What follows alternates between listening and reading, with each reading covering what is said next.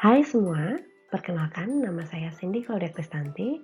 Saya merupakan peserta pelatihan dasar CPNS tahun 2024, golongan 3 angkatan 1 dengan unit kerja Universitas Timur.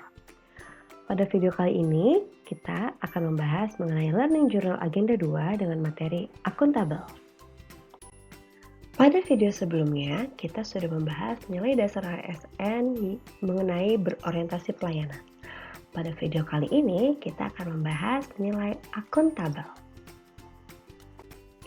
Materi yang akan kita bahas mengenai akuntabilitas terdiri dari 6 bagian, yaitu definisi akuntabel, aspek akuntabilitas, fungsi akuntabilitas, tingkat akuntabilitas, alat akuntabilitas Indonesia, dan menciptakan lingkungan akuntabel. Vasilisa dan Zanken pada tahun 2017 menuliskan definisi dari akuntabilitas, yaitu kewajiban untuk bertanggung jawab kepada seorang atau organisasi yang memberikan amanat.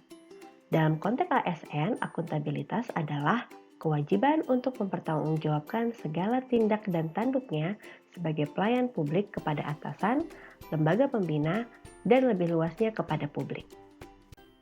Terdapat 4 aspek akuntabilitas. Yang pertama adalah akuntabilitas adalah sebuah hubungan. Hubungan yang dimaksud adalah hubungan dua pihak antara individu atau kelompok atau institusi dengan negara dan masyarakat. Lalu yang kedua ada akuntabilitas berorientasi pada hasil.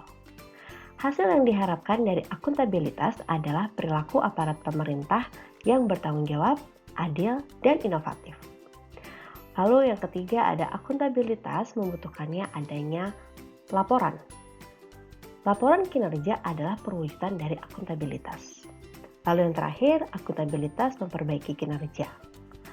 Tujuan utama dari akuntabilitas adalah untuk memperbaiki kinerja ASN dalam memberikan pelayanan kepada masyarakat. Akuntabilitas memiliki fungsi yang sangat penting, di antaranya menyediakan kontrol demokratis. Ini merupakan peran dari demokrasi.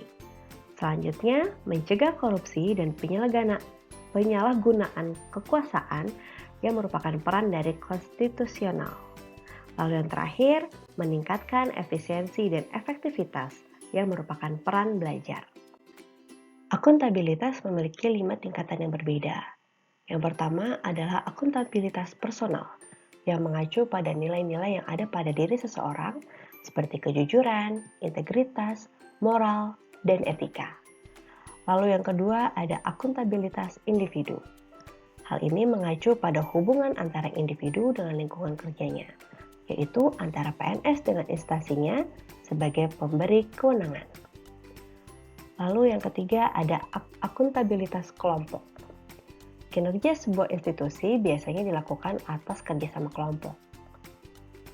Lalu yang keempat ada akuntabilitas organisasi. Akuntabilitas organisasi mengacu pada hasil pelaporan kinerja yang telah dicapai, baik pelapor yang dilakukan oleh individu terhadap organisasi atau institusi maupun kinerja organisasi kepada stakeholders lainnya. Lalu yang terakhir, akuntabilitas stakeholder.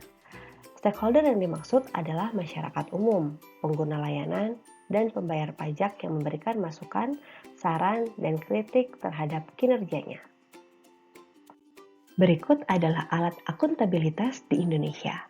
Yang pertama ada perencanaan strategis yang terdiri dari rencana pembangunan jangka panjang atau kita singkat RPJP, rencana pembangunan jangka menengah RPJM, rencana kerja pemerintah atau RKP, dan rencana strategis untuk SKPD dan SKP untuk setiap PNS. Lalu yang kedua ada kontrak kinerja. Kontrak atau perjanjian kerja ini merupakan implementasi dari Peraturan Pemerintah Nomor 46 Tahun 2011 tentang penilaian prestasi PNS. Lalu yang terakhir ada laporan kinerja. Laporan kinerja ini berisi perencanaan dan perjanjian kinerja pada tahun tertentu, pengukuran dan analisis capaian kinerja, serta akuntabilitas keuangan. Berikut ini adalah hal-hal yang perlu diperhatikan untuk menciptakan lingkungan yang akuntabel. Yang pertama, kepemimpinan. Yang kedua, transparansi. Yang ketiga, integritas. Yang keempat, responsibilitas. Yang kelima, keadilan. Yang keenam, kepercayaan. Yang ketujuh, keseimbangan. Yang kedelapan, kejelasan. Dan yang terakhir, konsistensi. Sekian video Learning Journal Agenda 2 mengenai akuntabilitas. Terima kasih.